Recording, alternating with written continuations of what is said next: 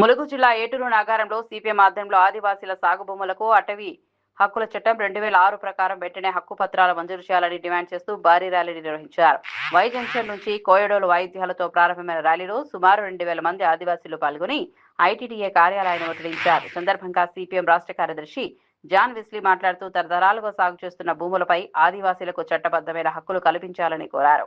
Forest అధికారులు సాగు భూముల్లో కందకాలు తీయడం, ప్లాంటేషన్ పేరుతో వేధింపులకు పాల్పడడం వెంటనే నిలిపివేయాలని డిమాండ్ చేశారు. అనంతరం ఐటీడీఏ ప్రాజెక్టు అధికారి లెనిన్ వస్తల్ టొప్పోతో నాయకులు సమావేశమై సమస్యలను వివరించారు. సమస్యలను ఉన్నతాధికారుల దృష్టికి తీసుకెళ్లి పరిష్కారానికి చర్యలు తీసుకుంటామని పీఓ హామీ ఇచ్చారు. తీవ్రమైనటువంటి అణిచివేత కొనసాగుతున్నది. ఒకవైపు ఏమో రాష్ట్ర ప్రభుత్వం అడవి హక్కుల చట్టం కానీ గిరిజనులు సాగు చేసుకుంటున్నటువంటి భూములకంతా కూడా పట్టాలు ఇవ్వాలని చెప్పి చట్టం చెప్తా ఉంటే ఆ చట్టాన్ని అమలు చేయకుండా అధికారులు ఉంటున్నారు. గిరిజనులు సాగు చేసుకుంటున్నటువంటి భూమికి 5 నుంచి 10 ఎకరాలు ఇవ్వాలని చెప్పి చట్టం చెప్తుంది. ఆ చట్టాన్ని అమలు చేయాల్సినటువంటిది అధికారులంతా కూడా ఎందుకు అమలు చేయడం లేదు? ఎందుకు పట్టాలు ఇవ్వడం లేదు? హక్కు పత్రాలు ఇవ్వడం లేదు? గిరిజనులనా, పేదవాళ్ళనా, నోరు లేని వాళ్ళనా, లేదా ఏ దిక్కు లేనటువంటి వాళ్ళనే కదా సంవత్సరాల తరబడి ఆ అడవిలో పడి అక్కడ పని చేసుకొని బతుకుతుంటే హక్కు పత్రాలు ఇవ్వరు మీరు. గత ప్రభుత్వం ఇస్తామని చెప్పి ఒక 4 లక్షల ఎకరాలకు ఇచ్చి ఇంకొక 8 లక్షల ఎకరాలు సాగు చేసుకుంటున్నటువంటి పేదలకు, గిరిజనులకు ఇవ్వడం లేదు. ఆ రకంగా హక్కు పత్రాలు ఇవ్వకపోతే ఫారెస్ట్ అధికారులు వచ్చి ఇది మా భూమి అంటున్నారు. మా భూమి అని ఫారెస్ట్ వాళ్ళు వచ్చి గిరిజనులను ఇబ్బందులు పెడుతున్నారు.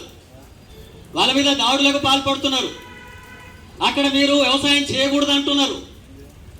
అక్కడ బోర్లు వేయకూడదు అంటున్నారు. ట్రాక్టర్లు పెట్టి దున్నకూడదు అంటున్నారు. ఎందుకంటే ఇది ఫారెస్ట్ భూమి అంటున్నారు.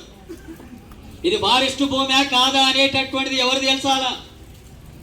ఇక్కడ ఉన్నటువంటి ఐటీడీఏ అధికారి తేల్చాలి కదా.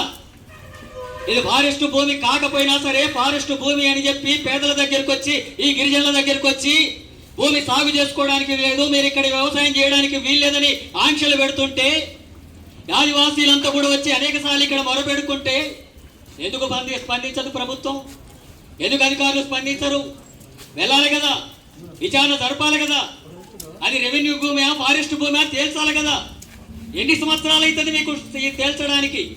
ఇంకెంతకాలం ఆ రకంగా తేల్చకుండా ఈ గిరిజనులను వేధిస్తారు? అధికారులు సరిగ్గా దాని పని చేయాలి కదా. ఆ చట్టాలని అమలు చేయాలి కదా. చట్టాలు అమలు చేయాల్సింది, చట్టాలు వచ్చిందే ఆదివాసీ గిరిజనుల కోసం. ఆ గిరిజనుల హక్కుల్నే కాల రాస్తుంటే, ఫారెస్ట్ అధికారులే కాల రాస్తుంటే, ఐటీడీఏ పేరుతో మొత్తం గిరిజనుల హక్కులు కాపాడడానికి ఉన్నటువంటి వాళ్ళు పట్టించుకోకుండా మౌనంగా ఆఫీసులో కూర్చుంటామంటే మన సమస్యల పరిష్కారం అయ్యేది ఎట్లా? మన బతుకులు మారేది ఎట్లా? మనకి హక్కు పత్రాలు వచ్చేది ఎట్లా? ఈ ఫారెస్ట్ అధికారుల వేధింపులు తగ్గేది ఎట్లా? మనం ఎన్నడూ బోర్లు వేసుకోవాలా? ఎన్నడూ పంటలు పండించాలా? ఎన్నడూ మనం బాగుపడాలా? మన కుటుంబాలు కూడా బాగుపడాలి కదా. మన పిల్లలు కూడా మంచి చదువు చదవాలి కదా. మన వాళ్ళు కూడా మంచి వైద్యం అందాలి కదా. మనకొక ఇల్లు ఉండాలి కదా. మనం గౌరవంగా బ్రతికేటటువంటి పరిస్థితి ఉండాలి కదా.